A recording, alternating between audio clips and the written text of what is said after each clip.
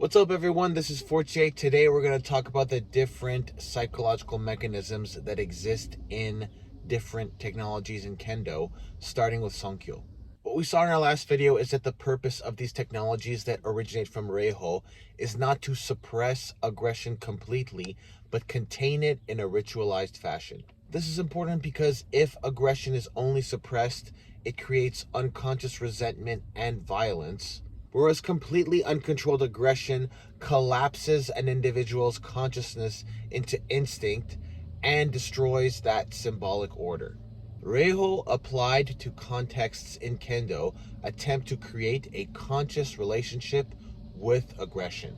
When we talk about Sonkyo specifically, it comes down to a ritualized encounter with that unconscious aggression. Both practitioners are engaging into a controlled descent into a more vulnerable state, both mutually exposing themselves while keeping their instinct in suspension. Those unconscious emotions are now present, mutually acknowledged, but also contained. Because the body's center of gravity lowers in symmetrical opposition to a physical opponent while remaining alert, we now enter a threshold of tension between our instinct, which is to attack, and our consciousness, which is to remain in control, in a ritualized fashion. The spinal column also remains oriented into that vertical axis, which allows the ego to develop around the inner self. Verticality this way acts as consciousness because vertical posture separates instinct from awareness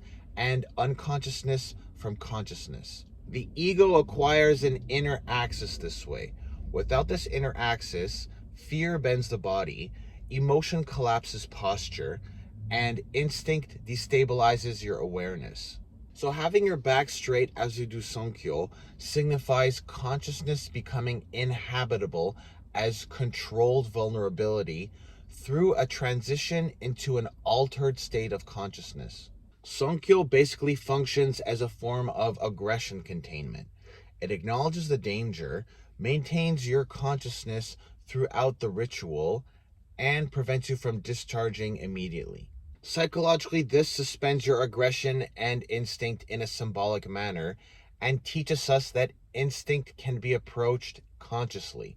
The structure of the ritual in terms of psychological layers functions as follows. On the persona level of the samurai character that you are embodying, you are performing the mutual required etiquette before engagement. On an unconscious instinctive level, you are acknowledging that you are about to engage in mutual violence. On an ego level, you're preparing for that engagement, which is why your kamae needs to be strong right from the start. And in your deepest self, you are maintaining that balanced containment of opposites. We spoke briefly about what a mandala was in terms of a geometric arrangement of symbols used in spiritual and religious traditions to focus consciousness onto a central point. In the case of Kendo, those geometric symbols put together are done in the form of body posture, which is why the mandala in this case becomes a dynamic mandala. That's all for today's video. If you have an experience you'd like to share it with us in the comments below. If you know someone who'd like to see this video, share it with them. Hit the like and subscribe button for the algorithms and have an awesome day. I'll see you in the next video. Peace out.